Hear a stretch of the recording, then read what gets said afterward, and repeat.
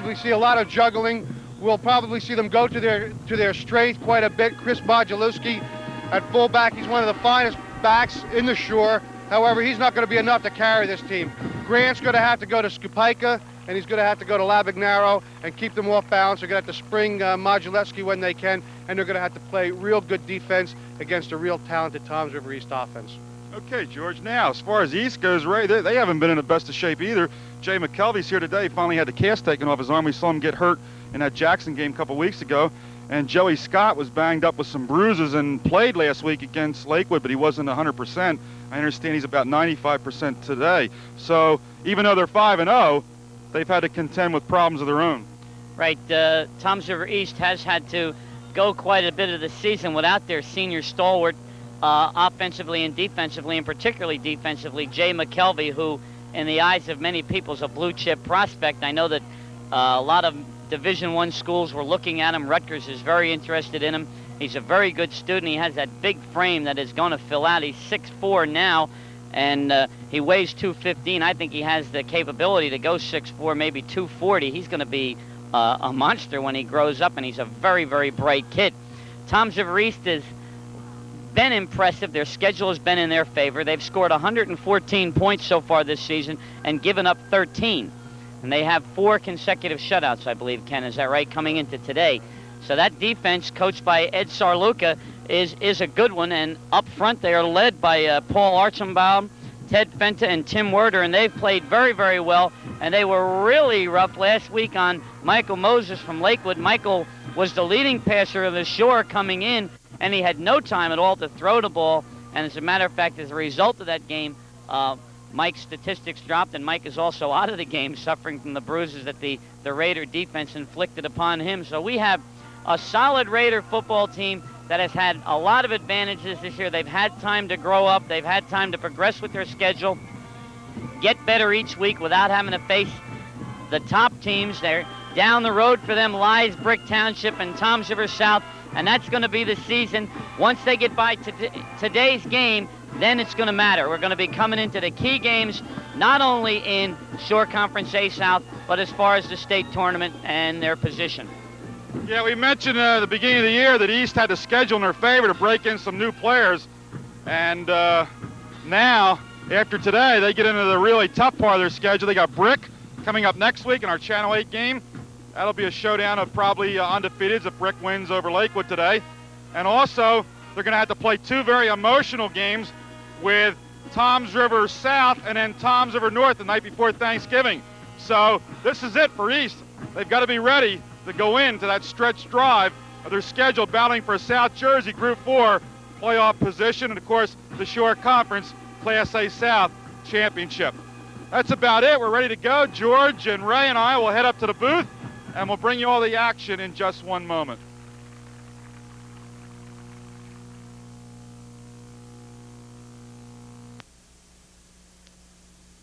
The Raiders of Toms River High School East as they come into this ball game undefeated with a 5-0 record. Starting at split end for Toms River East, number 84, 6'1", 165-pound senior. He was our player of the game in the Jackson game, Mark Conte. At left tackle, number 55, 5'10", 177-pound senior, Tom O'Donohue. At left guard, number 51, a 5'5", 163-pound senior, John Sherman. At the center position, number 56, a 5'8", 190-pound senior, Scott Harris. At right guard for East, number 58, a 5'10", 185-pound senior, Tony Infante. At the right tackle spot, number 60, a 5'11", 180-pound junior, Tim Werder. At tight end, number 81, 6 foot, 183-pound junior, Mike Piscal.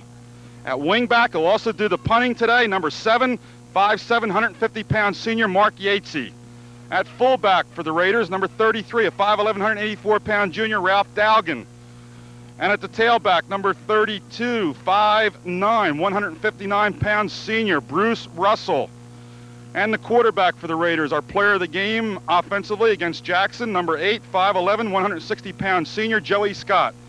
The place kicker for Toms River East, number 9, 6 foot, 175-pound senior, Alan Gerber. And the man doing the snapping on the place kicks and punts is number 57, 6'2", 185. He's a senior, Paul Fitzimmons. At wingback for Toms River East, number 42, a 5'5", 140-pound senior, Steve DiMezza. And back from an injury, we're glad to see the cast is off his broken hand, and that is number 83, the tight end, 6'4", 210-pound senior Jay McKelvey. Good luck, Jay. And that is the starting lineup for High School East. We will be back with the kickoff in just one moment. National Bank, the Red Circle Bank in Ocean County, presents high school football today, along with the other participating sponsors, the House of Paneling, H.I. Wright & Sons, Charney's of Toms River on Washington Street, Carolina Furniture in Bayville, Marita's Ski Shop on Route 37 in Toms River, Pine Belt Chevrolet of Lakewood, and Service Star Hardware. The teams are talking things over right now in their huddles, and the captains have met at the center of the field. Chris Modulowski, one of the captains for Southern Regional. Ladies and gentlemen, and we're about ready to start today's ball game. Right now, we'd like you to observe a moment of silence. We're going to have a moment of for silence Mr. Harry Leach, Transportation Coordinator, who passed away suddenly yesterday. for Mr. Harry Leach, Transportation Supervisor of Southern Regional High School, passed away yesterday.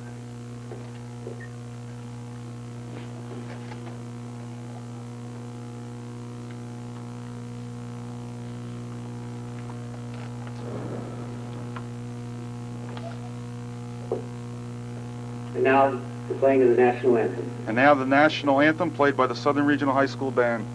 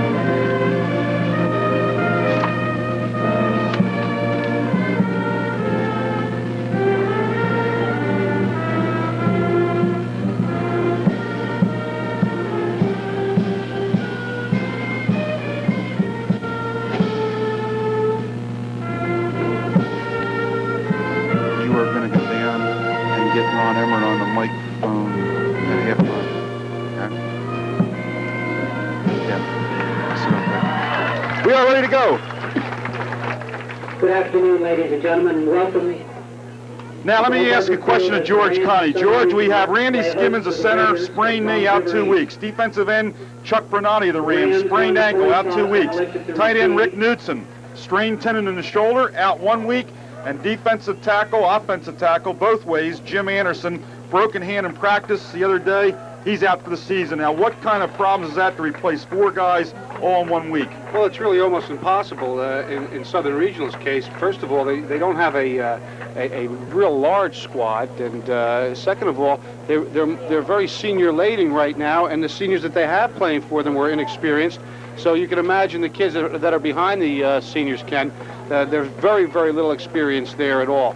And it's real tough. Most of the kids will have to be going both ways, and it's real difficult to replace kids on a squad this small. Last night I got the opportunity to watch Middletown North play Manalapan, and Middletown North was shuffling 8 guys in and out on defense, and that's probably one of the things that makes them so good is their depth. The real good teams have the depth, Ken, and you know, Southern Regional is 0-5 now. They didn't expect to be a super football team, and of course, with the injuries now, it just compounds the fracture. Yeah, George, I was going to comment, probably next to the quarterback, I hate to lose my offensive center, because that's a critical exchange. You got to ignite your offense there. Here's the kickoff by Alan Gerber, right straight down the middle of the field, end over end kick, fielded at the 15-yard line. Daylight. And return is up to the 30-yard line, where Southern Regional will put the ball in play. The return was made by Ken Rubel, number 20. And let's go to the Southern Regional lineup. Mike Grant is the young sophomore quarterback. Ron Emmert has only started 2 quarterbacks as sophomores in the history that he's been here. One of them was Joe DiPasquale, turned out to be all-county his junior and senior year, and he says that Grant is similar to Joe DiPasquale and just about the same stage of development. So good things predicted for Mike Grant, the Rams quarterback. They go straight ahead. They get a couple of yards behind that offensive line of George Acosta at right guard, Pete DeTroya at right tackle, and Steve Labagnaro moves from split end to tight end, replacing Knudsen today. You know, this might be one of the things that Southern can do with Modulewski. Their size up there, they have two good sized tackles, Southern Regional. And when Toms River East was introduced, I wasn't all that impressed with their physical size. So they might be able to pound Modulewski in there and get some sure yardage. 2nd and 7 for the Rams. Again, straight ahead, but this time to the left side. Mike Scheimreef is over on that side. Doug Burkheiser replacing Anderson at left tackle today for the Rams. Doug Burkheiser's a senior, and he's 6'1", 235. He's by no means a small fella out there. And a good play again by number 60, Werder, who's played consistently for Toms River East all year. Now the Rams have a 3rd down and call it 6. They're operating at their own 34-yard line. Rams split backfields. Flanker to the right side. Modulewski in motion. And the pass is over the middle, and it's incomplete. It was intended for number 24, Chris Edelman, who has moved into the split end position with Labagnaro moving over to the tight end. The pass was right there and should have been held by Edelman. That's the kind of thing that Ron Emmert cannot afford to happen. Well, the receiver was wide open, and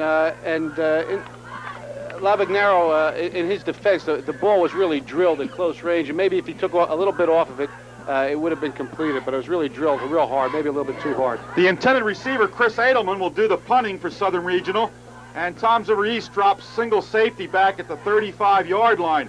Here's the punt. He gets it blocked, and Toms River East has a big break here, and it looks like the man who blocked it's going to split a touchdown.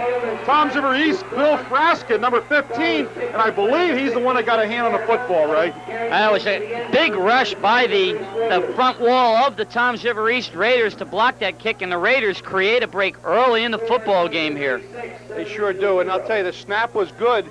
Edelman looked like he fumbled with the ball just a little bit too long, maybe trying to turn the laces over a hair too long, and it resulted in a block. I thought he had plenty of time to get the kick off. Yeah, that it was probably key. You take a good look. There was only one back deep for Toms River East. They had 10 men on the line of scrimmage. All right, here's the extra point attempt by Al Gerber with Yajaica, the holder for East. Kick is up, and it's good, and Toms River East has struck very quickly here as they lead 7-0. The time of that score, 10:09 of the opening quarter. Can I make an observation here that probably through their scouting report, the East coaching staff had picked up something because they went after that punt right away, and they looked like they were very confident that they could get it with their 10 men up front. I'm going to have to sit down, gentlemen. I'm used to standing up, but the window is too low for me, or I'm too tall. And I can't see too well, so I'm going to try sitting down. I like to stand up when I do a game. Ray's going to stand, and George is sitting with me. You know, I came to the game, and right away I saw Eddie Sarluca, the defensive coordinator, out in the field, and I said, Eddie, I didn't come all this way, you know, to see a lackluster performance by you. Eddie and I go way back. We coached together at Keyport High School, both our first assignments. And then he went on, and Bob Fiacco entrusted him with the defense at Toms River North. And he's done such an outstanding job now at East. I'm just real curious to see Eddie and his defense. I've heard so much about them. All right, ready to kick off once again is Alan Gerber for the Raiders. This time it's a wobbly kick down the near hash mark and returned by number 33 of Southern, Chris Mancini. Mancini is a senior, and he is down at the 22-yard line. 1st and 10 for Southern Regional. Ray, you got the distance on that touchdown play? Yeah, that was a 15 yards when he picked up the ball and ran it into the end zone. All right, 15-yard touchdown by Toms River East. And I said the wrong name before. That was Ricky Verderosa, the excitement. I gave the wrong number 15, so let's credit Ricky Verderosa for scoring that touchdown on that block punt. Here's Modulewski trying to get around the left end, and he is tackled by, looked like number 84, Mark Conte. We talked about Mark being our player of the game a couple weeks ago on Channel 8 against Jackson as a split end, but he's also playing defense in that secondary. 3-yard advance, second and 7. And we saw Modulewski against Toms River North show that he does have some speed and he is capable of breaking the long one for the Southern Regional Rams. Joe Kazuba is the center today, replacing Skimmons. Joe is a 5'11", 180-pound junior for the Rams. Slot to the left. Grant the throw. Gets it off under pressure and almost intercepted. I think it was. It was. It is intercepted. It is intercepted. Number I couldn't 7. tell when he went down on the ground whether he had the ball or not. I think Number that was, 7 is Yatesy, the linebacker. So Mark Yatesy picks off the pass, and here's the Raiders in fine shape once again. 1st and 10 at the Southern Regional 37. There you see Ron Emmert pacing the sidelines. Well, good pressure by Toms River East that time. That's what created it. It was a timing pattern, and Mike really threw it right into the teeth of the defense. We'll get a chance here. We'll run down this lineup here for East as the first play goes to number 33, Ralph Dowgin, the fullback. And Dowgin's going to pick up about 6 on the play. Call it 6-yard gain, 2nd and 4. Yeah, that time Toms River East set their wide out left, tight end right, and they had huge splits on the right-hand side of their offensive line and took advantage of it with the adjusting Ram defense. Joe Scott, the quarterback. The center is Scott Harris over the ball for the Raiders. Split backfields. And the second back, Russell, looking for room, nowhere to go. Rams closed it down very effectively. Tackle made by Southern Regional's Steve Labagnaro. Steve Labagnaro in on the defense. 3rd down, they lost about 2 on a play, call it 3rd and, well, about 5, I guess we'll call it. Well, it's loss of 1. Probably pretty close to 5. Right now, I would think that with the 7-0 lead and the ball inside the 30-yard line, that Toms River East is in a 4-down area, so they've got two cracks at this, Kenney, more than likely. Connie splits to the near side. Yates, he's flanked to the far side. Scott looking for Connie. He's got him. He drops the football on the 20-yard line, and he was open. Just a little over anxious there. I think he wanted to turn around and see where he was going to run rather than looking it into his hands. Let me run down that offensive line. Tony Infante and John Sherman are the guards for East. Tim Werder and Tom O'Donohue are the tackles. Mike Piscal gets the nod as starting tight end with Jay McKelvey being out. Mark Connie is the split end. Russell, Dowgin, the running backs. Bob Haynes will see some action in there too. And Yatesy is the flanker. 4th down. Scott to Connie. Has the completion knocked out of bounds by Rubel around the 21-yard line. He should have a 1st down. Yeah. Looks like it is a 1st down, but it's going to be close. It's going to be close. Ken, coming into today's game, the Rams have scored 33 points and given up 100, but with the score today, they've now given up 107 points on the year. You mentioned East defense under Eddie Sarluca, 4 shutouts in a row. The only team that scored on him was Hamilton East. In the opening game, they got 13 points. Well, Eddie's a real organizer, you know. He's a real motivator, and he's a very intense type person, well prepared all the time. And you know, I know Eddie real well. I really like him a lot. I think he's just a fine coach, and the only thing I don't like about him, he never let me hit the ball further than him when I was his JV baseball coach at Keyport. Let me run down that defensive line for Southern. Dan Hadley at defensive end, along with Mike Kazuba, Pete DeTroya, and Tristan Farina are the tackles, and George Acosta is the nose man. Labagnaro and Modulowski are the linebackers for Southern. Scott gives to number 33, and he's trying to get outside. That's Ralph Dowgin, who we've heard so much about, and he is just a junior. Ralph's impressive, I think, because of his leg drive and his fight. He just really wants yardage, and it takes no one person is going to bring him down. He picked up 3, 2nd and 7. That's secondary for Southern. Rubel is the left half. John Orovets, number 44, is the right half. And we'll see a lot of Dave Blackwell there. And Chris Edelman is one of the safeties, along with Chris Mancini. Again, Dowgin, but no hole. Southern meets him at the line of scrimmage. I'll tell you what, tackle to tackle, Southern Regional is going to be tough on Toms River East. There's very little size differential in terms of their tackles, but the interior line, the 2 guards in the center for Toms River East aren't that big, it appears from here, and Southern Regional probably a little bit bigger than them from tackle to tackle, plus their 2 linebackers that they have are decent-sized kids. So we might find East having to go outside and throw the ball a little bit more. All right, Blackwell reports in there at corner for Southern. Scott wants to throw to the near side, and he's got a completion to Dowgin. Dowgin may go for the touchdown. He does. Dowgin down the sideline, tight roped it in. And we'll get a distance on this one in just a moment. Yeah, it was a nicely delivered pass by Scott, and then Dowgin showed the ability not only to catch the ball, but turn it up and run with it once he got free. It was a 17-yard touchdown pass. Joey Scott to Ralph Dowgin, and the Raiders are on the board again. Time of that score is 6:29 of the first quarter.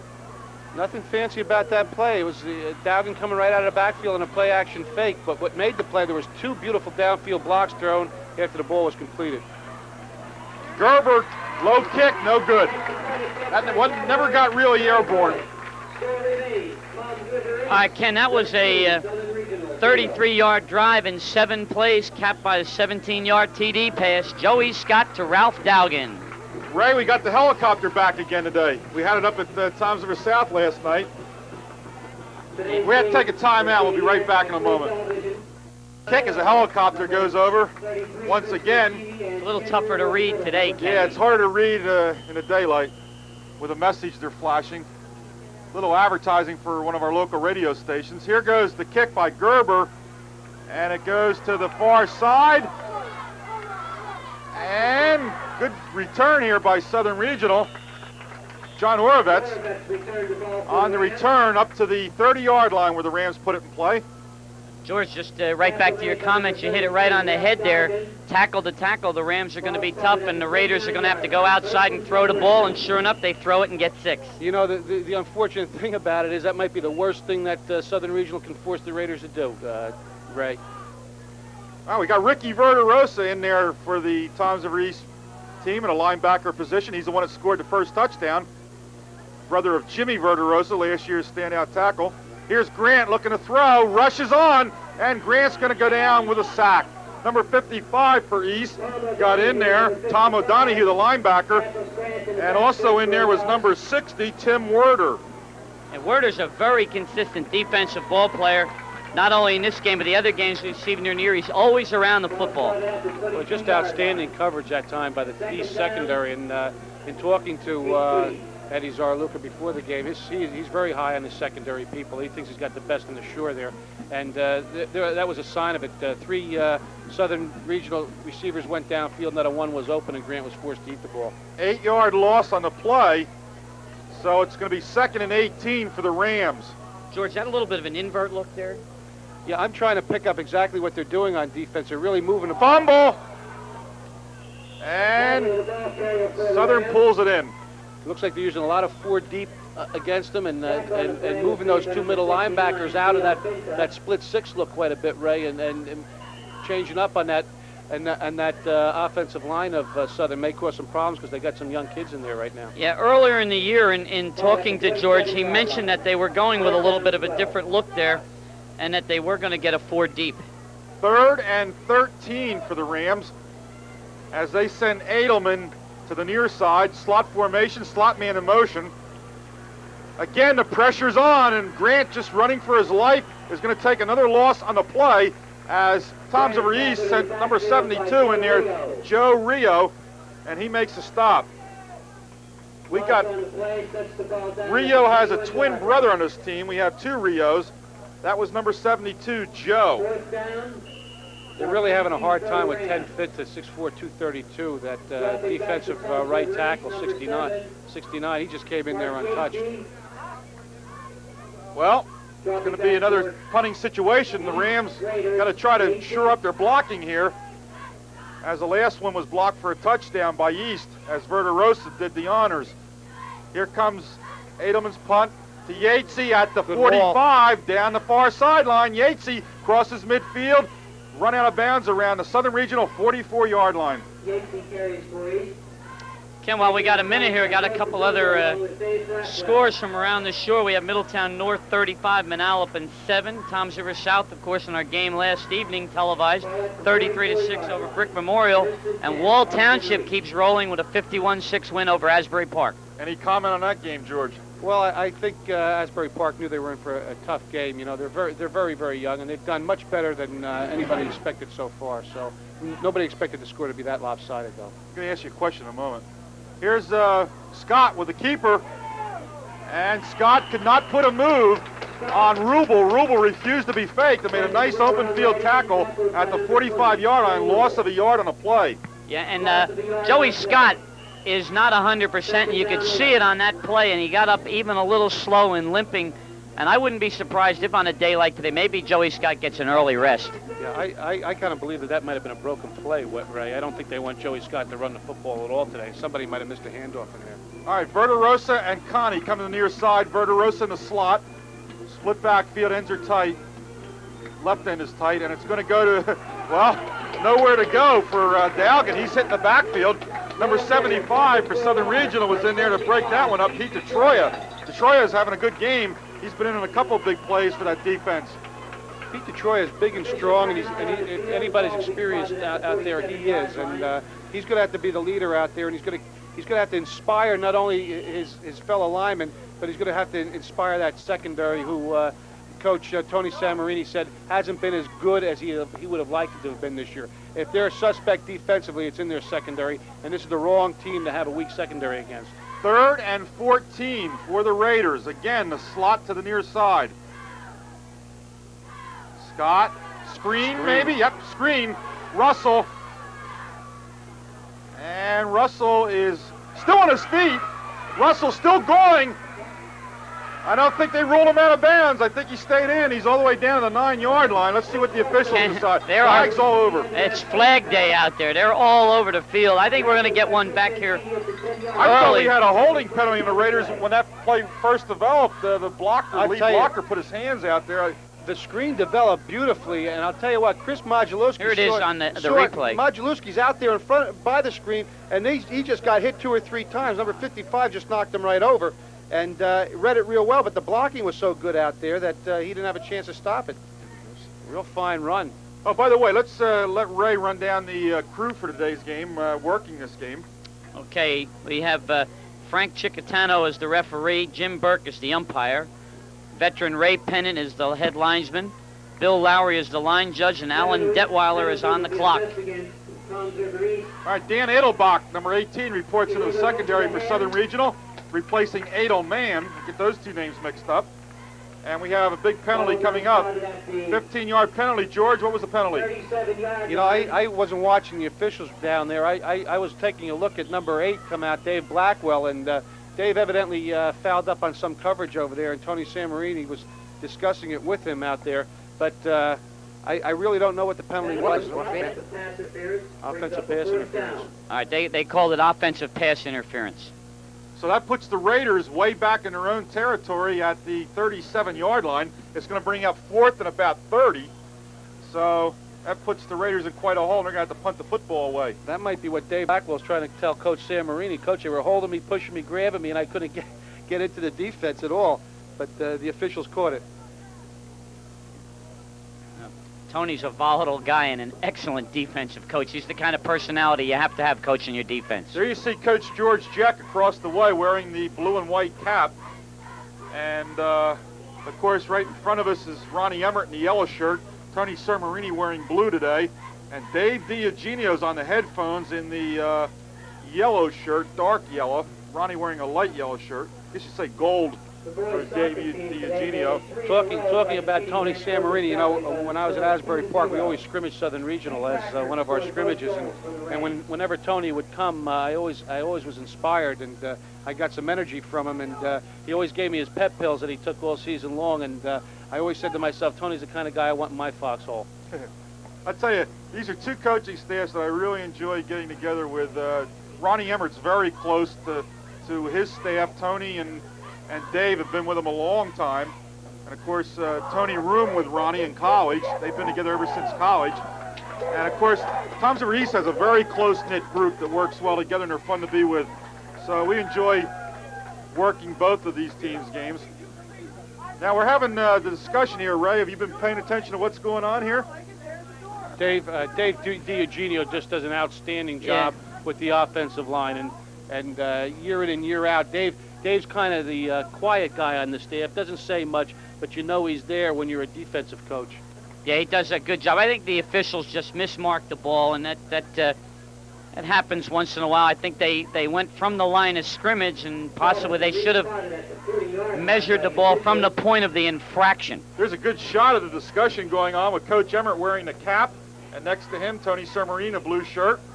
And they are going over the situation right now, trying to get their views across to the officials. The penalty was marked off from the point of infraction. Penalty marked off for the point of infraction. The ball is going to be at the 40-yard line of Southern, 3rd down and 6. We have some vocal fans here in front of us yelling their opinion to the official. How would you like to be an official, George?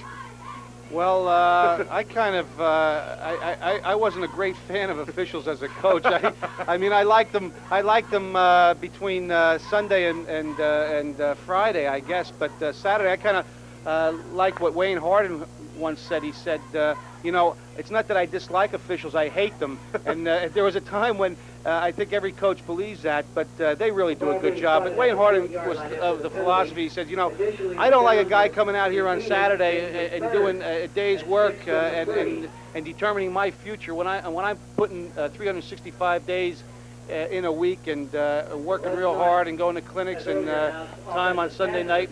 I want the officials to do the same thing I do, and then maybe I'll respect them a little bit more. But I'll tell you what, in defense of the officials, this is a real good crew with Ray Pennant. He's a fine official, and I've noticed just watching the game a little bit more than coaching this year that the officials really do a fine job in the short conference.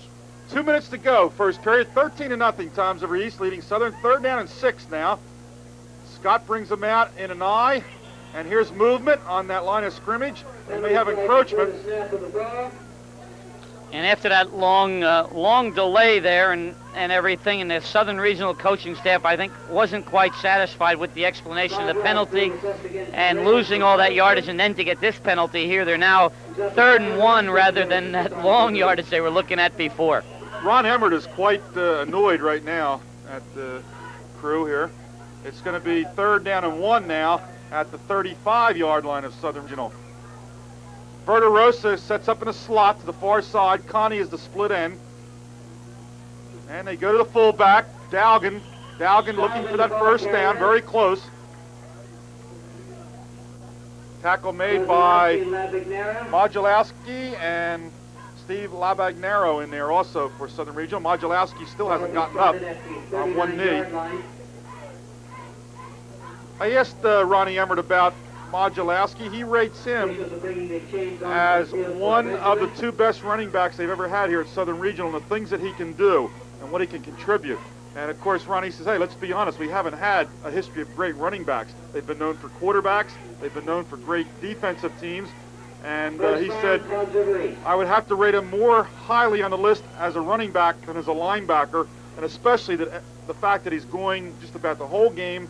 He says, I've had other linebackers that can concentrate on linebacking only. He said, Chris can't do that, and he takes more of a beating than anybody else in that position, and he rates him as one of his 2 best running backs. As a linebacker, he rates him about number 5 or 6 on the list here at Southern. They've had a lot of great linebackers. No, he's a good, solid football player, and he's demonstrated that a number of times. Man in motion is Yatesy. First down play. Scott to throw. Down the far sideline, Connie. And incomplete at the 5-yard line. He was going for the touchdown. Oravets was the man covering for Southern Regional. Hey, Oravets did just a great job. I thought at first right away it was going to be an interference call because Oravets never looked back for the ball, but he looked at Connie's eyes. And Connie's a good receiver. He doesn't run with his hands out. His hands came out just when he was ready to catch the ball, and that's when Oravets just got a hand up right on his hands. You know, that was a very close call to being an interference call because Oravets never turned around, and had he slapped at the ball rather than just eye shield the Conte, it would have been an interference call. All right, Connie comes to the near side, and again, Yatesy in motion from the wingback position.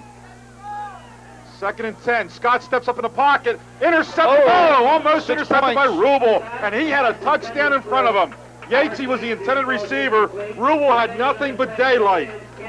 I think that's why Rubel probably didn't catch the ball. He started to look down that field. He could see that goal line in front of him, and that was his mistake. I tell you, Rubel did all the things that are considered difficult to do. He kept his eye on the receiver, he kept his field position, and then the easy thing, catching the football, is where he broke down. He had clear sailing. Nobody would have caught him. Scott Harris leads that offensive line up over the ball for Toms River East. They line up in the I. Yates's to the near side, 3rd down and 10. Again, Scott throwing. And incomplete. And flag on a play. Yatesy may have been interfered with. And they're going to call interference either on Yatesy or on the defense. Let's see what it's going to be. Ken, is this one of the longest first quarters in the history of football, or what? Yeah, usually the first quarter just flies right on by. Nobody calls any timeouts in the first quarter. But the flags have really slowed this game down. 38 seconds left in the opening period. 13-0. East scoring on the early part of the game, blocking the first punt of the ball game. And Verderosa taking it in. And, of course, Scott throwing for a touchdown to Ralph Dowgin. You know, we're always talking about, we were comparing a little bit before Middletown North. We mentioned them and some of the other power teams around. Middletown North has scored 211 points and given up 21 so far this season. We look at Toms River East with 114 and 13. I don't know what Wall Township has scored this year, Ray, but I know this. They have only given up 13 points all year. And neither of the touchdowns that were scored were against their defense. That was an offensive pass interference call on Yatesy. So East was penalized, and they had to kick the football away. It's out of bounds at the Southern Regional 24, where the Rams will take over 1st and 10. George, how about a Wall High School match against Middletown North? How do you think Wall would do going up in class? I've seen Wall 3 times now, and I really know their personnel well, having seen them so much this year. And I did see Middletown North once. When Middletown North is right, nobody's going to stop them. They're really personnel-wise bigger, stronger, and faster than Wall. But Wall executes so well and knows what they're doing, at all times. It would be a good football game, no doubt about it. All right, here's the Southern Regional 1st down play. Modulowski coming outside. Modulowski fighting for every yard he can get as number 84, Mark Connie, finally makes the stop. So he's going to pick up some good yardage on the 1st down play. And it'll bring up a 2nd and 5 for Southern Regional. Just to pick up on your comment there, Judge, Wall has scored 206 points, given up 13. I didn't know that the 2 touchdowns were not scored against their defense. No, Neptune scored 1 on their offense. Their defensive end knocked out a Bobby Amabile pass, knocked it up in the air, grabbed it, and ran for a touchdown. All right, we'll continue that in a moment. The end of the first quarter with a score, Toms River East 13 and Southern Regional nothing. George Connie, Ray Wilson, and I will be back in a moment. The Afghan is on display. New Jersey National Bank is bringing you all the action today, along with the other participating sponsors, Pine Belt Chevrolet, Maritas, Service Star Hardware, Charney's, H.I. Wright & Sons, Carolina Furniture, and the House of Paneling.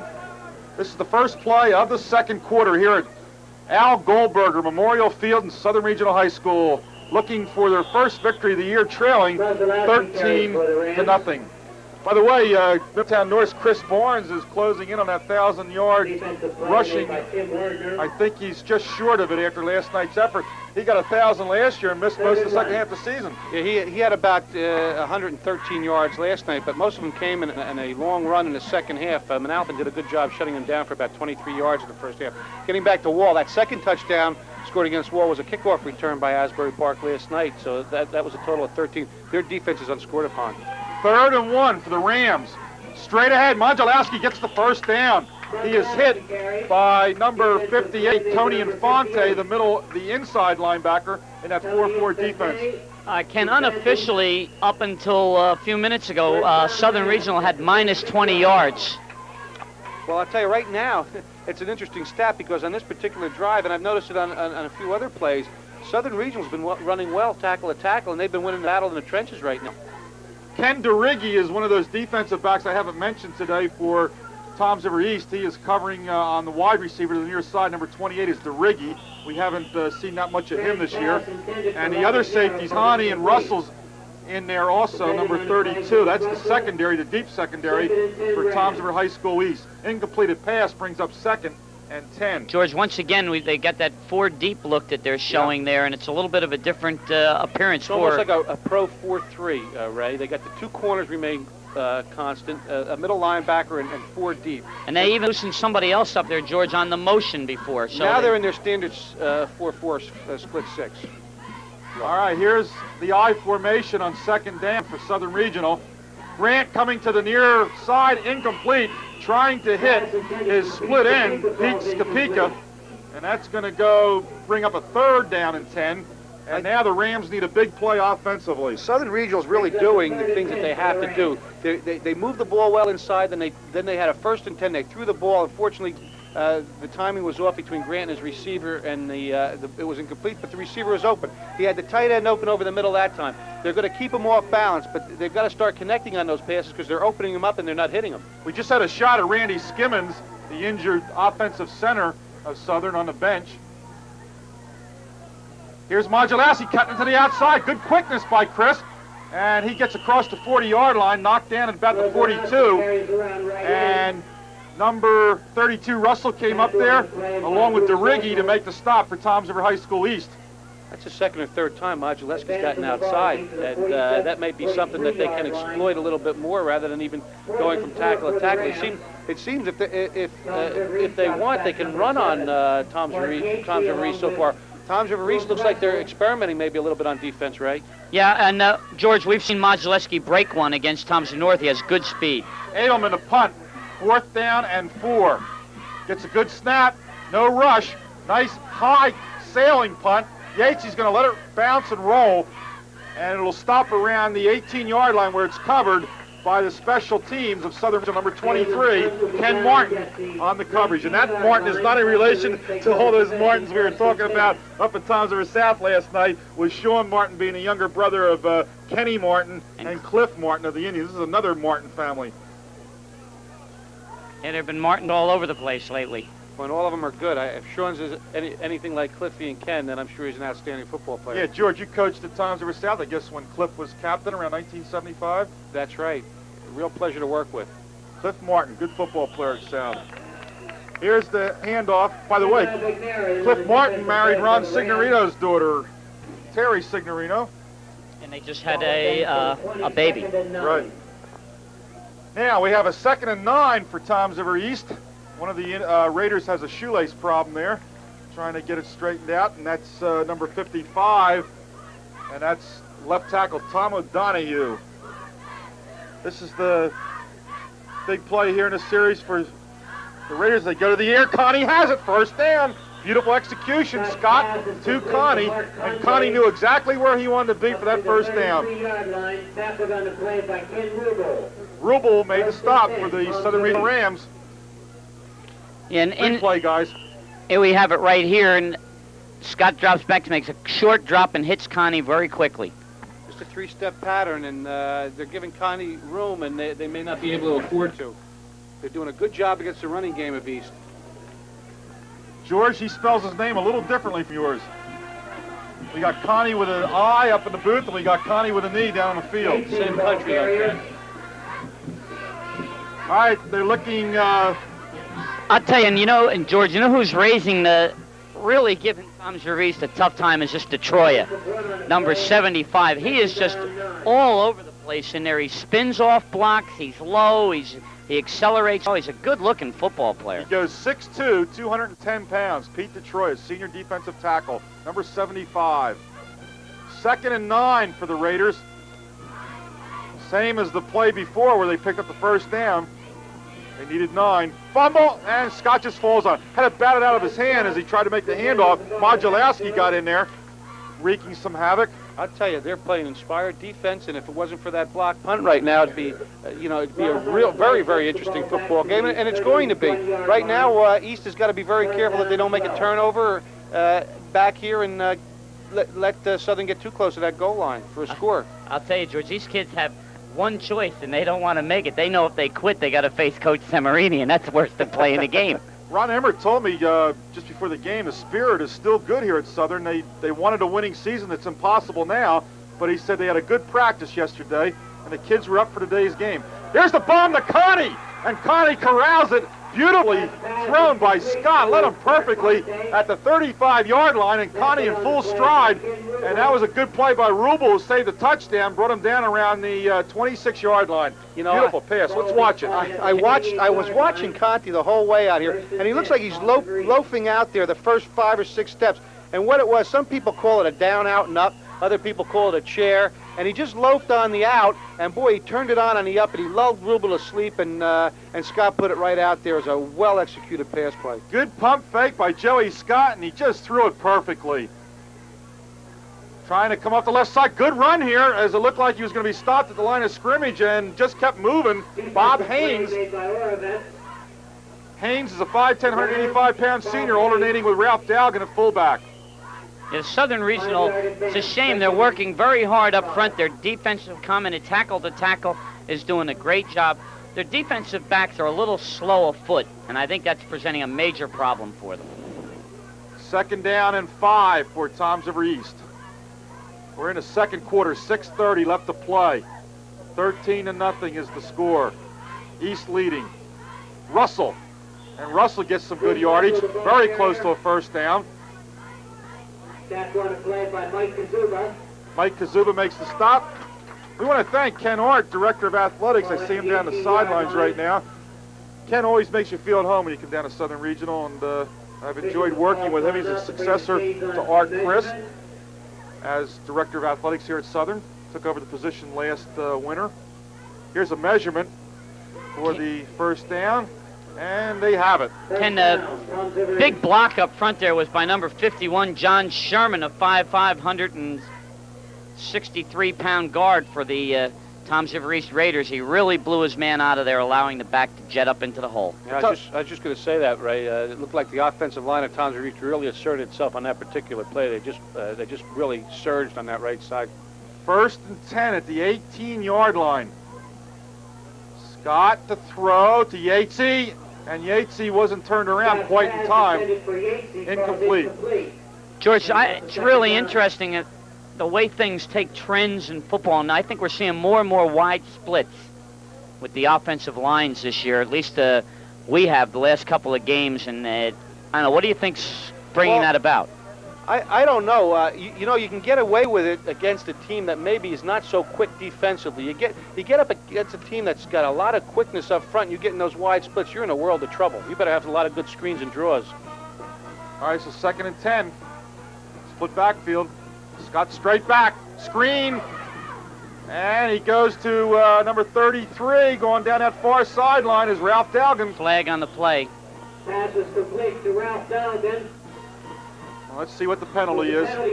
Hey, Ralph has been very effective catching the ball coming out of the backfield on screens or any kind of play action pass. Once he gets it, he runs well with it. Well, they couldn't have picked a better time to go with the screen. There was a stun on by Southern Regional that time, and it cleared out beautifully. Southern Regional is missing some tackles also in their secondary, and that's not doing anything for their defensive effectiveness. Clipping is the call against the Raiders, and that'll bring the ball back to the Southern Regional 34-yard line.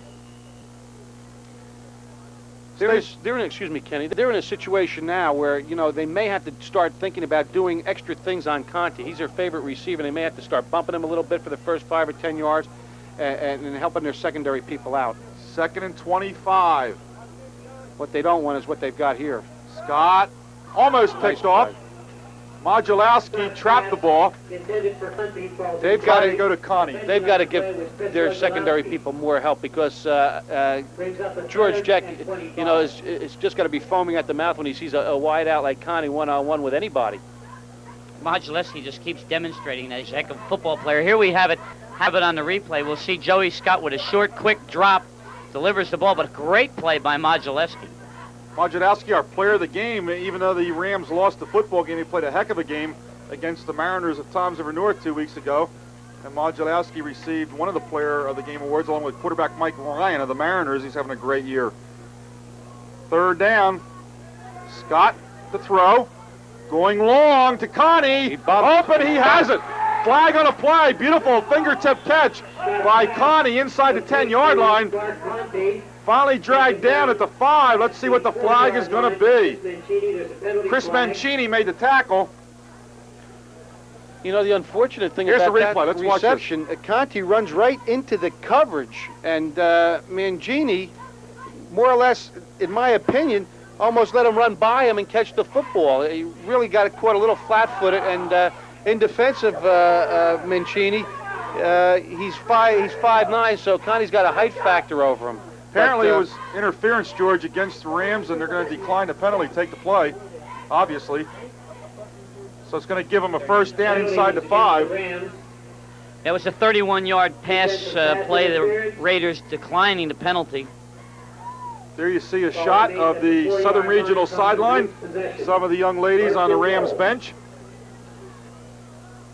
First and goal for Tom Zavries. 5:15 left in the half. Russell is going to take a loss. He was met head-on by Modulowski. What a tackle by Chris Modulowski. Really tattooed him on that one, Kenny. And, you know, at this point, I'm really starting from a defensive standpoint to really feel for that those front 7 kids up front there. We have to take a quick time out here. And here is the Raiders, Russell, on the run, and he can't get much running room. He's going to go down around the 5-yard line. So it's going to bring up 3rd and goal for the Raiders, and the Ram defense getting very, very tough. They've got to watch Dowgin coming out of the backfield here. The same play that they scored on down here the last time. Play action and flood that one flat.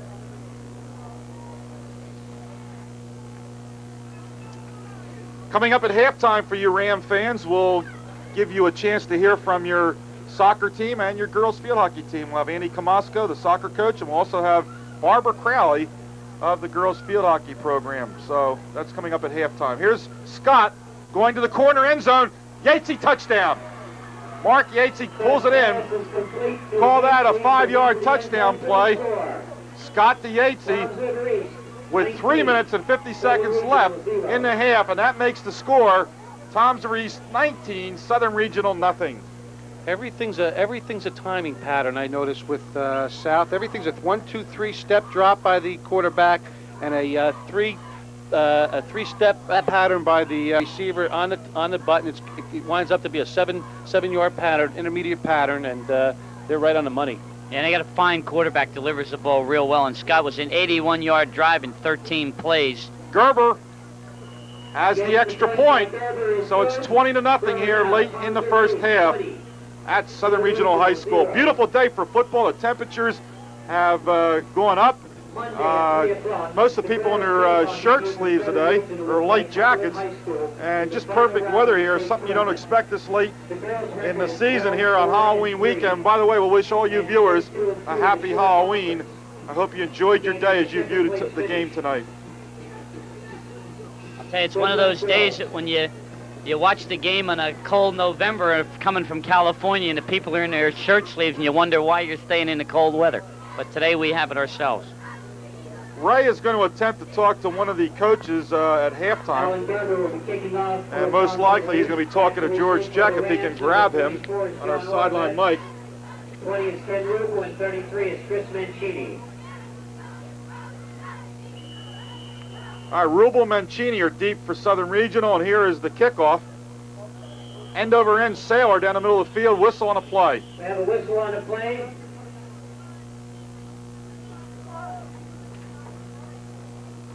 And they're going to bring it back, do it over again. Let me remind you that the New Jersey National Bank will be sponsoring our Player of the Game plaques, as they have all year. And immediately following today's ball game, we'll have the Channel 8 Player of the Game Awards as selected by George, Ray, and I. 5-yard penalty against the Raiders. Offsides. They'll kick from the 35-yard line.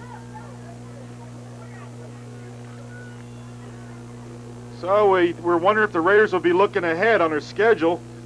I happened to mention to George Jeck that we were going to introduce the offense today. He said, well, the defense is doing such a great job, 4 shutouts. I said, yeah, but I'd like to introduce them for the brick game. He says, oh, we play brick? What he was trying to tell us is they're just worrying about Southern Regional. Here's the return by Rubel. Rubel's going to get some yardage. Rubel's going to get a hole. And Rubel had to hurdle one of the fallen Raiders, and that broke up that play as he had to go off the ground, leave his feet, hurdle over number 37. And that was Chris Gilmartin lying on the ground who was blocked. And Rubel makes an excellent return Return to the ball 47-yard line. by the Rams. You may see Southern Regional now go to an intermediate to deep passing game with 3:44 left to try to get on the board real quick before the half is over. They got to look to Labignaro and Stupika a little bit now. Go to their wideouts. I formation. Grant setting up, getting He's time, open. He's open. and has the back out of the backfield. Number 39, Dan Hadley, the transfer from Lakewood. How'd you guys let him get away, right? I don't know. You teach up at Lakewood. I should have. You think that Art Turner have him chained to the locker? Yeah, well, there were a number of Hadleys that played for Lakewood, and I think they bought a house down this way and moved the whole family. Dan Hadley's moved in as a starting defensive end and starting fullback. He's done a nice job for Ron Emmert's team. All right, they're going to split their center flanker, the near side, Pete Skopika. Skopika was open on the last play. He's got the ability to get open, and they're playing loose. Fumbled. Let's see if they're going to rule that a pass. No, it's a loose ball. As Grant was hit from behind. Grant hit attempting to pass, fumbled the ball. Southern recovers, but they'll take a big loss on the play. Number 54 covered to play for the Rams, Mike Scheimreef. Offensive tackle. A lot of pressure, a lot of backside pressure that time by Tom Ziver-East. Looked like he was looking for your man, George. You mentioned open. Here's a replay. He's looking at this side. Skopika on the bottom, and the back coming out of the backfield was open. That's number 60. I don't know if he's a backside linebacker or not, but they may have been on a blitz on the backside. Somebody didn't pick him up. No, he's just the end. Tim Werder was the man who hit Grant from behind, the right end. 3rd down and 16. Grant looking, and incomplete, intended for number 44, John Orovets. Yatesy was there, and so was DeRiggi to break up the pass. That backside responsibility would have been Dougie Burkheiser's, and Dougie might be unsure of his assignments right now because that was his man that came in that other time, and Tim Werder was his man and made the tackle on the quarterback. Ray's heading down to the sideline, Mike. We have 2 minutes and 1 second to play as Southern Regional's Edelman will punt. High snap, but he's got it. Sends a good punt, strong punt to Yatesy. Yatesy has it at the 21. Yatesy crossed the 25 over the 30 to about the 32-yard line. Yatesy carried the ball for Tom Ziver-East. Tackled on the play by 52. Well, there's a minute and 50 seconds left, Kenny. We might see Scott air it out and look for one more score before the half. I'll be heading down at halftime to talk to Andy Camasco, and we'll hear from him. Raiders possession, 1st and 10. 1st and 10 Raiders. Ron Emmert's had such a long streak of winning teams that this has got to be a very tough year for him to adjust to. Bruce Russell again, the ball carrier. You know, although they're having a losing season, and I've only seen him this one time, I did see him early in the year, and I said to myself, this is probably the weakest Southern team I've seen ever, and it just goes to show you what dedication on the part of his athletes and coaching staff can do, because they are vastly improved from the beginning of the year. And although they're 0-5, even according to Eddie Sarluca, he says it's not an 0-5 football team. They could have won several games thus far. They put on a great show against Tom's River North. That was an enjoyable game to watch between the Mariners and the Rams. Good football. Here's the pass to Connie, just short of the 1st down, tackled immediately by Orovets. The pass is complete to Mark Conte.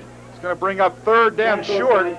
John Orovets at the 41-yard Even though Scott line. is not 100%, he does have quick feet still, even today, and he moves around real well, and he'll brush off a tackler and give Connie more time to get open, and they're devastating together, those two.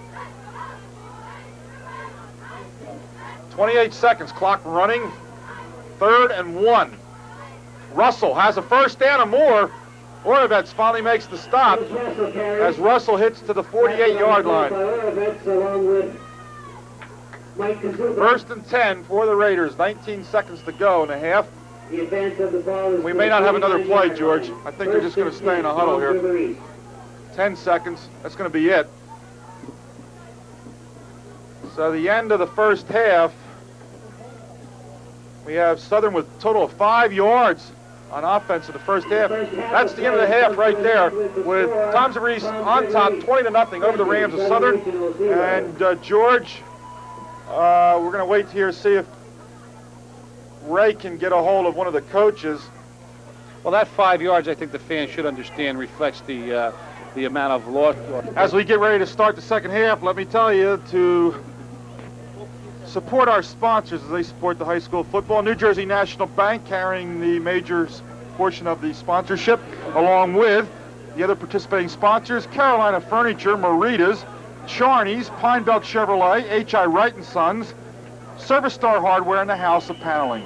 Ken Turp here with Ray Wilson and George Connie to bring you second half action. To kick off, to start this second half, and we're underway. Russell's knee hit as he tried to pick up the football, and no return on the play. Ray, you have some stats? All right, unofficial stats. We have 12 first downs for Tom Zavris, 70 yards rushing, 6 for 11 passing for 125 yards, 1 fumble and 4 penalties. For Southern Regional Rams, we have 3 first down, 37 yards rushing, 1 for 5 in the passing category for 12 yards, 4 punts, 1 fumble, and 2 penalties. George, we have one Ram here with his jersey off being taped here in front of us, and we think it's Orovets, 44. Yeah, I think it's Orovets. He came off the field right before the end of the half, banged up. Up the middle comes Russell, across the 20 to around a 22. Tackle made by Modulowski Nadelbach. Gain of 6, second and 4. 22-yard line. The defense is going to have to make the big play for Southern Regional. They're going to have to turn the ball over in real fine field position for the Southern Regional offense. Labagnaro and Modulowski, those inside backers for Southern Regional. Blackwell's in there at the right corner position, and Rubel is the left corner. And there's a kind of a mix-up in the backfield, backs colliding, and Rubel made a stop on Russell. Modulowski helping out. The ball's on the 26, first down, despite the mix-up for Tom Zavris. Ken, at halftime, I made the comment to basketball coach Jimmy Runke of Southern Regional that was an even game from tackle to tackle, and Jimmy came back with a very good observation. He said, unfortunately, you have to play more than just tackle to tackle. First and 10 for East. Scott gives to Dowgin. Dowgin with that speed getting to the outside, and he turns the corner. Mancini finally rode him out of bounds, and it looks very close there with the first down marker. Well, it looked like a short gator, or maybe they were going to force him wide and string him out. He put on a burst of speed and really turned the corner well. Dowgin is a lot quicker than he appears to be. He takes up a lot of real estate with those long strides, Ray. Yeah, well, as we mentioned, George, he was the sophomore 100 and 200-yard champion in the Shore Conference. In the sprints. So, pretty good track man, Ralph Dowgin. First and 10 for the Raiders. Ball's on the 36-yard line. And pretty good carry on first down. They get some good yards. Modulowski, we've been talking about him all day long on the stop. Modulowski and Labagnaro now are playing about 2 yards to 1.5 yards off the line of scrimmage at linebacker. They're throwing up an 8-man front, and they're going to try to force them to throw the ball. And again, we said that might be the worst thing you can do against Tom Zavris, but they've got to stop him on the ground. 2nd and 5 for the Raiders. Dowgin gets a hold. Dowgin breaks down that far sideline and pushed out of bounds as he crossed midfield. Now we see Orovets going in there. So that's not the player we thought it was, George, because a player sitting out the second half with his jersey off is not Orovets. Here's a replay.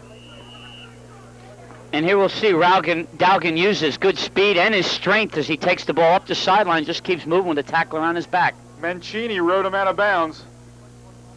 Ball's at the Southern Regional 48. And they continue to hammer away. Dowgin again to the 40-yard line. First they run the left side, then they run the right. Modulowski made the stop. And they're really pounding the off-tackle hole now. They see something off-tackle, they're going to it. It's the same play, and they're just ripping them open on the off-tackle. And And what Southern Regional's got to start doing is probably getting into a stunt package now to throw off their time and get them before they get started. They're going to have to start taking some gambles and making the big play on defense. Slot left. Twin wideouts to the far side, and they go right up the middle, off the right side, behind the blocking of Infante and Werder, and tight end Mike Piscal. Along with 32. So Dowgin getting a chance to carry 3 plays in a row there. And another first down for Toms River East. Dowgin now tying his shoe on the ground. Well, what's impressive as far as Ralph Dowgin, in my opinion, is when he does take the ball in some kind of a wide play, when he turns it upfield, he takes it strong. He doesn't waste any time. He just hits the hole and heads towards the goal line. Now we saw Jay McKelvey warm up with the team, but I don't think they wanted to use him today. So they're going with Mike Piscal all the way, and he's doing a good job. And they'll save McKelvey for the brick game next week. Here goes Dowgin once again, and he just tight ropes down that sideline. And the Raiders are moving the football methodically right now. The corner support, John Dravitz that time is in for David Blackwell, and the corner support is not what it should be, and they're getting, again, they're holding their own from tackle to tackle.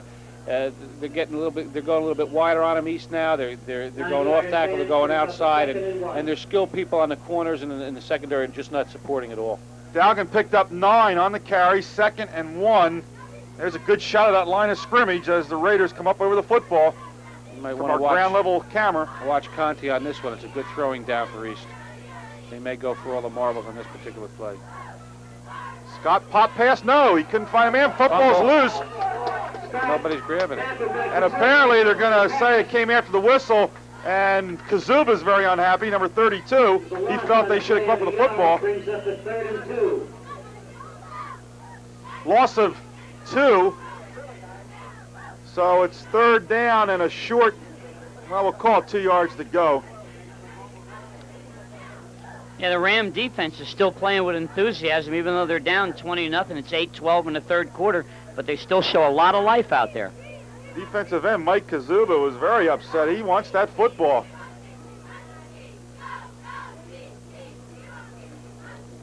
And here comes Russell. Russell gets a hole. Russell may go all the way on this one.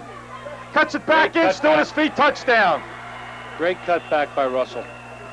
That's going to be a 27-yard touchdown run by Bruce Russell, the 5'9", 160-pound senior tailback.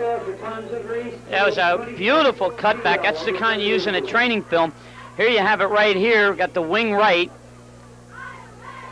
Hand off to Russell. He takes it up. Watch this cutback coming now. He cuts it back right here and takes it in the end zone. Cut inside of Chris Mancini and went all the way. 7 minutes and 49 seconds left in the 3rd quarter, the time of that score. 26-0 is the East lead. Gerber, he has the extra point. 5'7", 150-pound Mark Yajaica, the wingback on that play, threw an outstanding block on the end. And again, when that wingback disappears inside like that, you got to expect some support on the outside, and it's just not coming. And what's happening is they're caving the corner in, and they're kicking out anybody that is coming up to support, and they're just cutting it up inside, taking the outside play right up, and made a nice cutback. And I'll tell you, I saw Tolan, a junior from Middletown North, and Chris Barnes last night, the premier back in the Shore, run, and I was very impressed with both of them. That's probably one of the finer tandems I've seen all year. But this particular backfield is an excellent backfield, and just every bit as good as Middletown North's tandem. They're really outstanding. Well, that was an 84-yard drive in 10 plays for the Raider touchdown. Russell came into this game tied for 3rd in scoring in the county with Joe Kutan, a brick, with 36 points. All right, this return is made by number 83, Pete Skapika. Southern puts the ball in play at their own 32-yard line, 1st and 10. Some of the other stats on the East coming in, Mark Connie and Ralph Dowgin were tied for 7th in scoring with 24. Joe Scott 4th in passing yardage in Ocean County with 397 yards. Going into today's game, he had 4 touchdowns through the air with 4 interceptions. And Mark Conte, third highest average per catch in Ocean County, 18.6 was his average, and fifth in total yardage with 223 yards. Some of the offensive leaders for the Raiders. Modulowski. Nice block. Modulowski, beautiful bounce, and fights to get outside. Nice block by Pete Skopika on that particular play, helping Modulowski out when he bounced back outside. Infante on a tackle for the Raiders. 185-pound inside linebacker.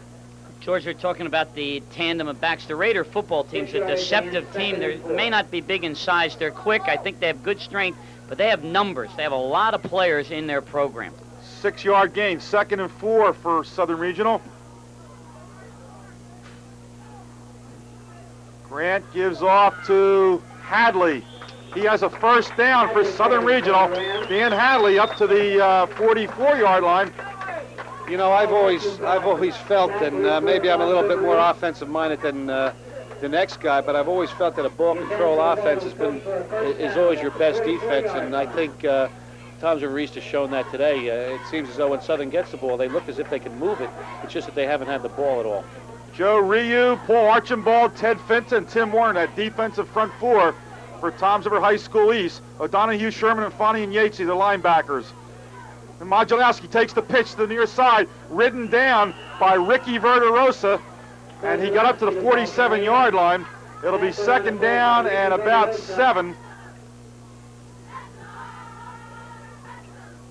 In talking with the coach Sarluca at halftime and asking him about that defense, that he mentioned that they do refer to it as an invert and that they have 9-man coverage up front out of it.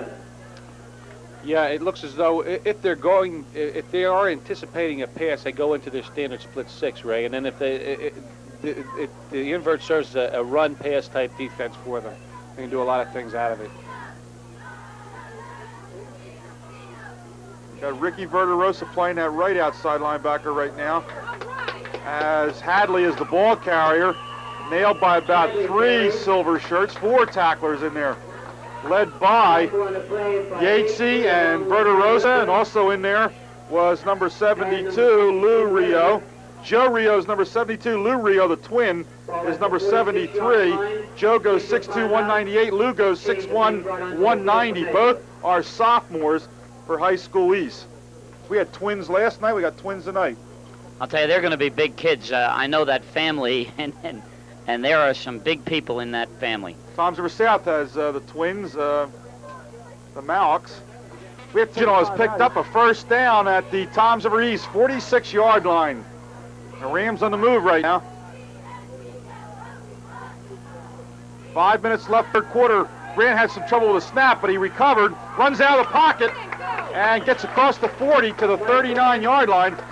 You know, a lot of people looking at the score, 27-0 with 4:54 left in the third quarter, figure, well, the game's pretty much over. And in fact, it might be, just the fact that it seems impossible for Southern right now to stop East. But there is another game going on out there, and it's a game called Let's Score on that defense. And a lot of pride is involved out there, and these Southern kids would like to put a score and break that unscored upon streak. 7-yard pickup, 2nd and a short 3 for Southern Regional. Modulowski barrels in, just lowers his shoulder, going for that first down, short by maybe a yard. Tackle made by Toms River High School East, number 79, Paul Archimbaud, a 5'7", 208-pound junior tackle. Number 79 is Archimbaud. Let's refer back to the halftime conversation again. Coach Sarluca played down the emphasis on the shutouts, but knowing those defensive coordinators, they like those zeros, don't they, George? Oh, boy, they look good on the helmet. 37, 3rd down, 1. Here's the 3rd down and 1 for the Rams. And they're going to come out with flanker left, split end Edelman to the right, split backfield. Now they shift into the I. Hadley is the fullback, Modulowski the tailback. Pop pass over the middle, intercepted by number 58, Tony Infante. The inside linebacker got right in that path. You know, rather unusual call, actually, Ray. You know, when you're going to do that on 3rd and 1, you usually look for the real deep pass, and unfortunately, it was intercepted just when they started to get going, and when we thought we had something going there. Yeah, here's the There was the replay of it right there. It stopped. You were talking about another game, talking about on the field, the productivity of the Toms River East offense is the difference. When they've had the ball, they've scored. The Rams have been able to move the ball, but they can't score. 1st and 10 for Toms River East. Scott wants to throw. And going for Connie, incomplete. Blackwell was over there. Also defending on the play was Bill Frasca, junior defensive back. They had Russell wide open on that particular play, too, and Scotty just didn't see him. Remaining games coming up for Southern Regional. They will be at Lakewood next Saturday afternoon at 1:30, and then they will come home on the 13th of November for Brick Memorial at 1:30. And then on Thanksgiving morning, they travel up to Central Regional for their traditional game with the Golden Eagles at 11 a.m. That's the next 3 games for Southern Regional High School. 2nd and 10, Russell. And Russell gets some good yardage, knocked out of bounds by Oravets right in front of the Rams bench. And I think he's going to be short of a first down by about 2 yards. You know, I'm very impressed with this Mark Yajaica out there with his blocking. He's a very versatile player. He plays defense, he can catch the football, runs well, good patterns, and the most important thing that he does for them is he blocks in that corner. Of course. Go ahead, Ray. No, I was just going to say, Yajaica plays well just about every night out. And he was a real key member of that team that went to the Meadowlands last year as a junior. Now here's the tight end, Piscal, jumping too soon. That's going to cost the Raiders 5 yards. Remaining games for the Raiders we talked about in a pregame show. Of course, next week, the big showdown. George Jeck against his old boss, Warren Wolf, over at Toms River East next Friday night. We'll have it for you as part of our triple header next week on Channel 8. And that'll be at 7:30 at Friday night. We'll have it for you Saturday evening on Channel 8 at 7 o'clock. And then we'll have the doubleheader for you next Sunday night. We'll have 2 games on Saturday coming your way Sunday night. Central Regional and Point Pleasant Borough, followed by Toms River North and Toms River South. Big weekend on Channel 8. Bob Haynes is the ball carrier for Toms River East. By 71, Tris Farina playing defensive line today with Anderson out. Made the stop. He's a 5'11", 180-pound sophomore for the Rams. 4th down and 3 yards to go. And Yajaica's going to punt for Toms River East. Dropping back for Southern Regional is number 18, Dan Edelbach, and Ken Rubel. Rubel at the 24. And he gets loose across the 30. Good run by Rubel. Rubel in the open. And Rubel's going down the near sideline. Can he outrun Toms River East? He's going to on the 1-foot line. Let's see. They're going to mark him just short of the goal where his knee hit. Beautiful run by Ken Rubel. Well, That was an outstanding move. What an electrifying play. George, let's just go back to the little mental games that are being played on the field. Although he would have liked to take that one in, it does give the Southern Regional offense a chance. Watch it. Watch it. Here's the return. We'll get back to it. That's a real great point, Ray. Watch this run by Rubel. A couple broken tackles right there. A great move right there. Rubel, I don't think realized anybody was behind him. This Tim kid, Werner, defensive end, chasing him. what a great job by Werner. Here's the extra point going for 2. No, this is. They were on 1 foot. they're Oh, on I'm one sorry. foot. I still wanted to give him a touchdown, Ray. Yeah. I thought it was a touchdown, and I thought he got that ball on the goal line as his knee hit. Yeah, well, let's just go back to the point I was making, that it does now allow the Ram offense the chance to score on the Raider defense. Sure They does. can take it. It's not a tainted touchdown in a small way, although it's only 1 in yard. a small way. It's only 1 yard, right? Right. All right, Rams on that just short of the goal line. This is going to be 2nd down, less than a yard. Modulowski punching it in. Touchdown, 1 yard run. And Toms River East defense has given up their first touchdown since opening night when they played Hamilton East. They went 4 games with shutouts. Streak is finally broken with 1 minute and 29 seconds left in the 3rd quarter. Time, that makes the score 27-6. And let's see if the Rams go for 2 here. That was the 19th point allowed by Toms River East this year. Ken Rubel, brilliant run back. Did we get the distance on that run back, Ray?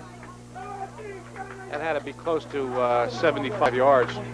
Dean Cleland, a sophomore who kicked a field goal against North of 42 yards. They got a roughing the kicker. Puts the point up and a roughing the kicker penalty. That was a 75-yard return by Rubel. So Dean Cleland, who has a great foot, adds the extra point. It's 27-7 in favor of Toms River East here in the third quarter. There you see Coach Tony Sermarini as he greets his team coming off the field. Well, that's got to be a great lift for those kids out there. They've really kept their intensity the whole game long. There's a good shot at Tony and Ron Emmert in front of their bench. Well, I'm sure that the Rams are going to come alive now, although they're the type of football team that never quits, and this kind of thing here just lift them a little bit higher, and I know there are going to be some hit. You play Southern Regional, you always get hit. Unsportsmanlike conduct has been called against Toms River East, so Southern is going to kick off from the east 45-yard line. Got to look for an onside kick here, Ken, and they won't get hurt even if they don't recover it, because the 15-yard penalty marked off after the penalty on this kickoff. So Ken Rule gave the Ram fans something to cheer about here with that brilliant run. What an effort he made. So Ronnie Emmert's kids never quit. They are still going all at it here. Cleveland ready to kick off. This is the first off of the game for Here Southern. it is. Here's the onside kick. It's not going to go 10 yards. Nope, it's going to go out of bounds around the 40-yard line. So it only went 5 yards. So East puts it in play at their own 45. Rolling out of bounds at the spotted. Well, they really had no other choice. They had to do it, and they had to go for the ball. I'm looking for Southern now to do a few things on defense, maybe gamble a lot, and take their chances on letting Scott throw the football and try to cause a fumble in that backfield. Chris Modulowski calls those defensive signals from Coach Tony Sermarini. They're up there tight. Modulowski and Labagnero. There Fumble! they go. There's a whistle first. Whistle was very quick. I think there was illegal procedure on the part of East before that play got underway, and that's why the whistle is blown quickly. And that's what makes it so much fun watching well-coached football teams. You almost can anticipate the moves that they're going to make, and they do make them. And that particular time, it really shook up East a little bit and created a little motion on the line there. What does Ron Emmert and George Connie have in common, Ray? I love to pop these quizzes at Ray off the top of my head. Let you think about that for a minute. What does Ron Emmert, the head coach of Southern Regional, have in common with George Connie here in the booth? Does George know? I really don't know. I really don't know myself. This is Russell. You give up? Oh wait, give me a minute. That was like the $64,000 question. You know, Now you think about that. Maybe the fans will be guessing along with us. As Tim Everett says, maybe they won't too. Who cares, right? Ball at the 37, 1 yard. Ball's on the 37-yard line, second and about 15 for High School East. Twin wideouts, Yatesy and Connie to the near side. And here's Scott this is Gerber, the lefty. Nice Alan catch. Gerber, the backup quarterback and the place kicker, hitting Connie at the 47. 47-yard line. Short of the first down. Good pass going to his right for a left-hander, right? Alan Gerber has been the backup to Joe Scott the past 2 seasons, and he is a 6 foot, 175-pound senior. You have an official timeout on the field. You give up? No. We got it, Ken. You got it? We got it. Both winning coaches in the Monmouth Ocean County All-Star game. All right, you got it. Little help there, though, from Steve McGollum, huh? I didn't hear any help being ruled out. Was I told we couldn't get any help? Ron won last year's Classic last summer. That was game number 5 for Ocean County. Here's a fumble. Southern's got it. No. No, they don't. One black shirt was on it, but it squirted out. And looks like East. Gerber, the quarterback, is the man on the football. Retains possession of And the George ball. Conte won game number 3, right, George? Was it game number 3 you coached, or 4? Game number 4. You tied it up. You won for Monmouth and tied the All-Star Series at 2 games each. I'll tell you, it's very interesting right now. The Southern Regional Rams definitely have Tom Ziver-East and a little bit of a dither out there. They're starting to make things happen. We got to take a break, as that was the end of the third quarter with a score 27-7 in favor of Tom Ziver-East. We'll be back in a moment. Your Pressure, and Yajaica may get it off. Yates is going to try to run with it. He hesitated, and now he's going to take a big loss. No! He's still on his feet. And Yajaica finally tackled, but there was no rush that time. Southern was in a peel back, or they would have had a big chance for a touchdown there. Number 32 made the stop finally, Mike Kazuba. Returns the ball to the 25-yard line.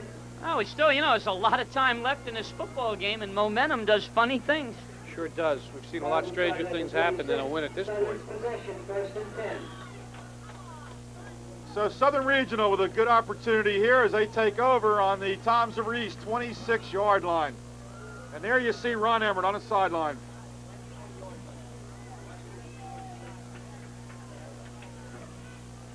Rams are going to send a flanker to the left side. Ends are tight. Modulowski going to the left side, turns the corner, and hits across the 20-yard line, ridden out of bounds. Southern has done a good job all day with that play, Ray. They've seemed to dominate that corner with the side of their flanker, and Modulowski seems to be getting out there with the other back in front of him, and it's a very consistent play for them. Modulowski looks to turn inside to the tackle and then bounces off outside. And that's the very same play that Modulowski broke against Tom Ziver North for a touchdown. He gets good leverage and turns it up well. That was, what, a 90-some-yard run, right? Right, and The Rams took over here. They gained 20 yards on that poor snap on the punt. 2nd and 3. Hadley still going. Hadley was arm tackled, broke it, and he's down close to the 15-yard line. He is at the 15. It's going to be a first down. 1st and 10 for Southern Regional. Advance to the 15. 1st and 10 Rams. Ram fans urging their team on here. Give them encouragement. I think if Southern decides to throw, I don't think they're going to test that middle too much more, Ray. They may have to go out to the outside to Skopika. He's been getting open, and they're playing way off of him. Yeah, Grant's not very big, so he might have a problem seeing over those people in the middle. Grant gives off up the middle to Modulowski, just short of the 10-yard line. Conte's playing about 12 yards off of Skopika. A little timing pattern out there is going to be good for 8 to 10 yards if Grant can take that 3-step drop and hit him quickly. 2nd down and 7. 2nd down, 7. Ball's on the 11-yard line of Toms River High School East.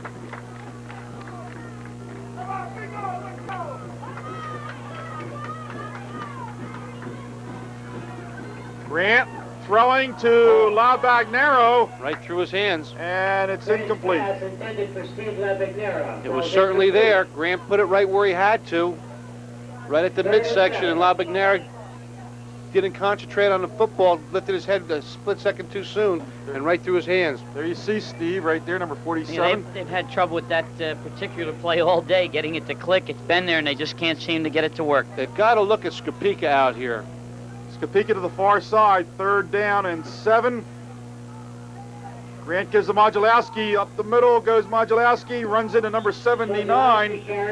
Paul Archimbaud, the defensive tackle, pushed him back. Along with Tom O'Donoghue. It's going to bring up a 4th down for Southern Regional. O'Donoghue helped on the stop. It's 4th and 4. Ball at the 9-yard line. Ball's on the 9. 4th and 4. And Southern calls timeout. Timeout. I haven't called by the Rams. I haven't seen a screen attempt by Southern yet, and they usually have a good one in their package, Ray, and might be a good spot for a screen right here. Again, Remind fans that today's game is being... Southern Regional is probably not as strong as they have been at the skill positions and the execution of some of these things. I think maybe he'd like to throw the ball out there, but I don't know how quick Grant gets it out there, and he might fear that cross-field type pass is something where the defense is going to step in and... No doubt about it. They're really throwing a limited passing game at Toms River East, and there's certainly got to be a reason for it.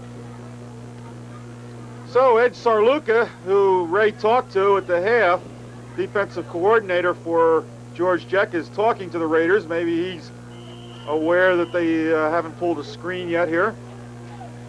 Well, they've got wide side right here, and Zeluski hasn't been stopped for less than 4 or 5 yards in that one play that we were talking about. Just a basic off tackle outside type play. And it looks like they may be setting it up right here. Skopika to the near side. Split backfield. Ends tight. Here it is. Zeluski lost the hand on the football. Bad exchange there, and Tom's River East comes up with the ball. Looked like number 79, Paul Archimbaud, there on the football. Good defense. Tom's River East was there when they had to be. Good job, good penetration, and a missed handoff. I really didn't see the corner play develop on that particular play, but it was a good call by Southern. That was a play that's been very consistent for him. I missed it, but was Zeluski playing with that wrap on his hand in the first half? Yeah, I think he was. Yeah. That drive stops on the 9-yard line where the Raiders take over. They send Verderosa in motion. And there is Steve Labagnaro making the stop at the line of scrimmage for Southern. Well, the linebackers are coming just about on every play now, Ray. Yeah, big hit on the quarterback that time. Even though he handed the ball up, the linebackers were converging on, as we said last night, let's meet at the quarterback. Haynes is the ball carrier. We have 9 minutes to play in this football game.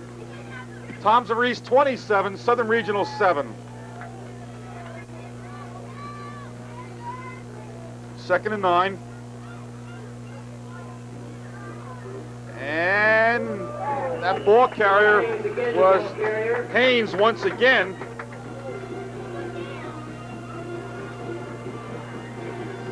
So we got a third down now for East and about 6.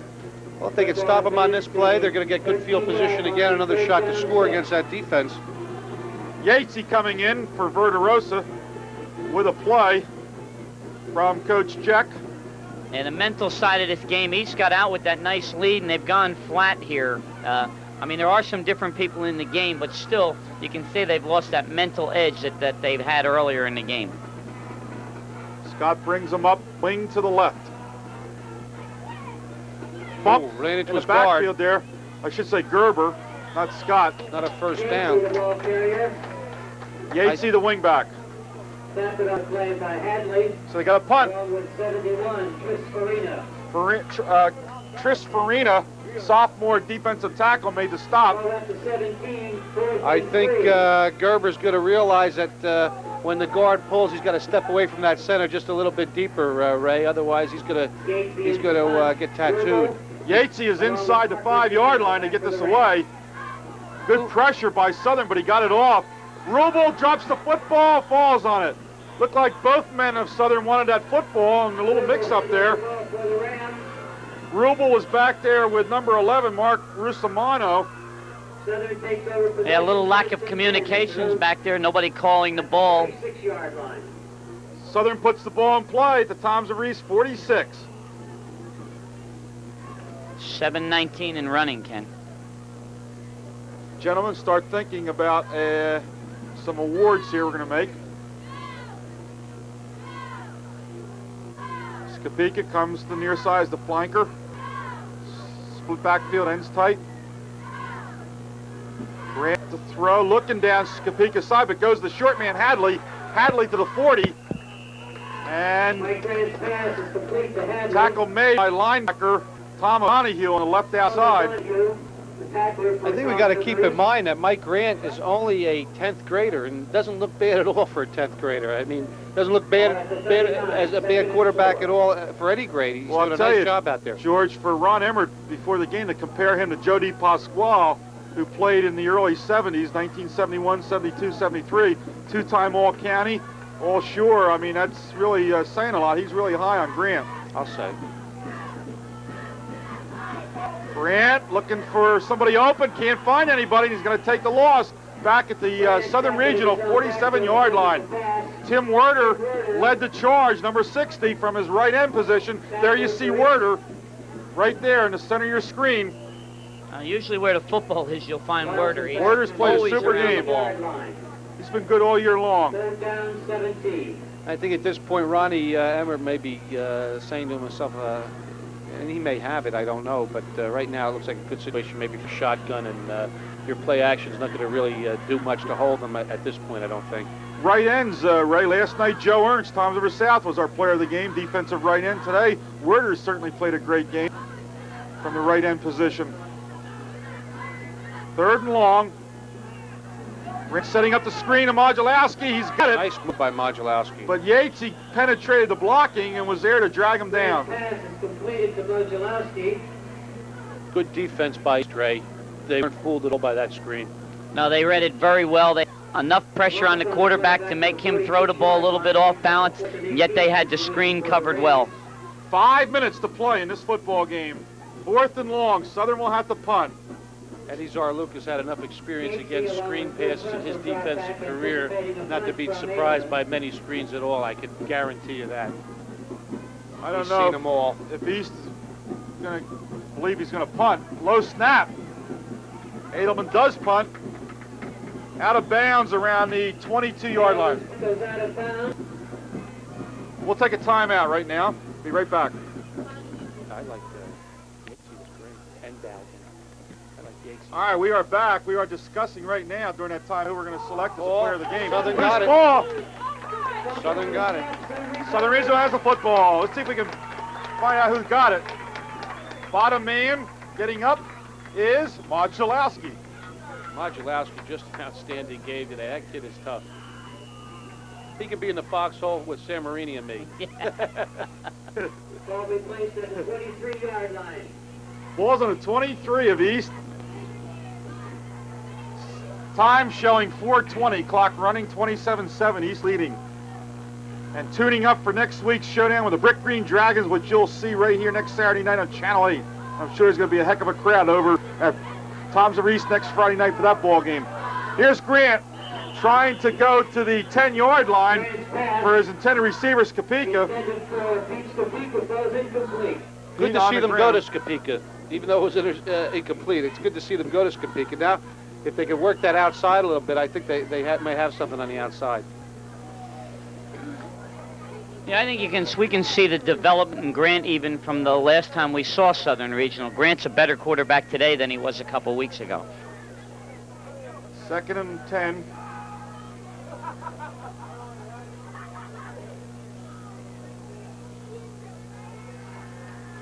Grant takes the loss. I think if Grant's got one weakness, maybe, it's probably his height right now. And it was a little bit obvious on that particular play. He really couldn't see his receivers probably as well as he would have liked to. Gentlemen, we are going to do something we haven't done all year. We're going to give out 3 Player of the Game awards because George likes this one player, and I think there's no doubt about it. He's just been super all year long. So Chris Modulowski, even though the Rams apparently are going to lose this football game, he is going to be a Player of the Game as well as, I'll let you guys announce the other 2 in a minute. From Toms River East, here's the Grant looking to throw. He's going to scamper around Werder. Werder catches him from behind. Werder's got good speed, right? He's quick.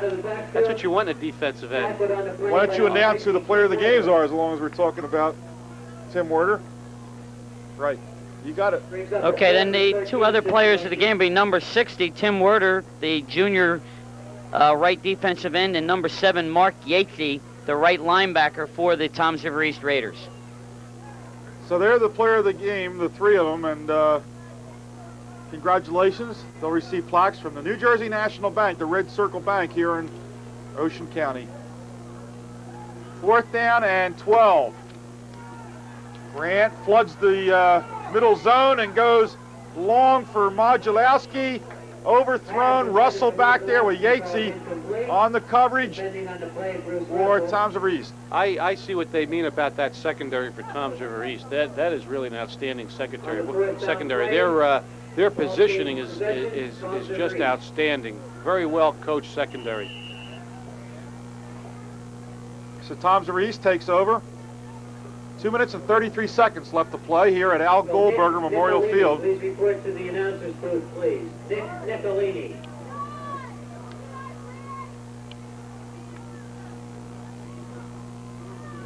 And That's number 47, Steve Lobagnaro, making the stop there. Steve Lobagnaro in on the Lobagnaro makes the hit, and play the Canes no yardage. gonna bring up second and 9. Lobagnaro and Zeluski on defense, I think, were really outstanding. Did a real nice job from tackle to tackle.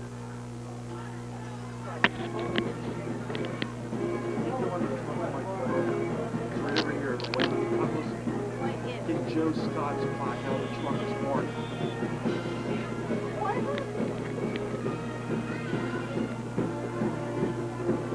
Well, we have 1:47 and clock running, George. Mike Frudenberg was the ball carrier. Well, it was good to see a Class A South game. I haven't seen two Class A South teams play in such a long time, and I'm always impressed by the coaching, George Jeck and Ron Emmert, and I'm always impressed by the intensity of the teams playing. And another thing that always impresses me about A South football is the fan support. We have a Southern Regional timeout. Gang tackling on that play by the Rams. So East will have to punt. 1:19 to go. Brings up a fourth down situation for Toms River East.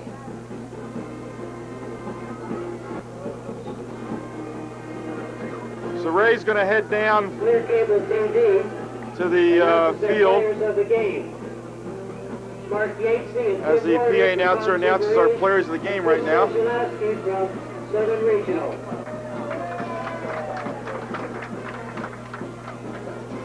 So we have the timeout. The Rams talk it over. You know, it reminds me of the commercial on television, the Cy Sims commercial for clothing. You know, an educated consumer is our best customer. I find these fans very knowledgeable here, and most of the A South games that I go to, you go to some place and the team's not doing that well. You hear a lot of criticism in the stands and a lot of negativism. These fans have been behind Southern through the good times, and they're here today, and really with a good positive attitude when they're having a little bit of a bad time. Yeah, I think that they know their kids are being coached out there. It's not a nickel dime outfit. They have a solid football coach on their staff. And the kids are trying real hard. Fumble. Loose football. Who's got it? East. Toms River East at the 50-yard line. Number 55, O'Donoghue, the linebacker, on the football. That's 2 punts dropped in a row, George. By Southern Regional. It happens on the best of teams, and good coverage by Toms River East special teams. They're to be congratulated all game long. They had the one breakdown on the punt. Now we have a new quarterback in, and he's going to take a sack. Number 10, John Carklin, a sophomore, 6'1", 180, and he got a rude greeting. Lobagnaro said, "Welcome to the NFL."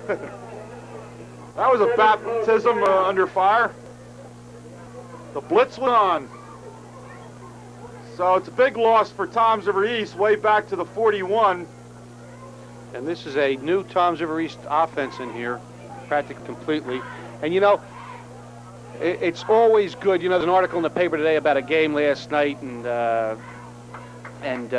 you know, the coaches, the real quality people, they really, you know, they appreciate the fact that there's other kids out there that are contributing, although they're not playing on Saturdays, and when they can get them in, the real quality programs get them in, and these kids are really to be admired. You know, the sophomores and some of the juniors that don't see a lot of action on Saturday, and for a coach like George Jeck, it's just it's heartwarming to get these young kids in and let them see what they can do. Their parents are here, and give them an opportunity to play a little football on Saturday. Second down long from the East 40. That time they got the handoff, and it was to number 30, Chuck Morgan, a senior, 5'6", 160. So George Jeck giving a lot of guys a chance to play. As we saw last night, as Chip LaBarca started substituting in the third quarter against Brick Memorial. 3rd and 16. Number 17 is in there for East in flanker position, Chris Connie, Mark's younger brother. Goes straight ahead, pick up the 2 yards. Still long yardage for the Raiders. The ball carrier that time was number 22, Mike Frudenberg. That's it. That's the end of the football game. With a score, Toms of East 27, Southern Regional 7. George, I think we'll go down and join Ray and have the post-game awards. So we'll be right back in just a moment.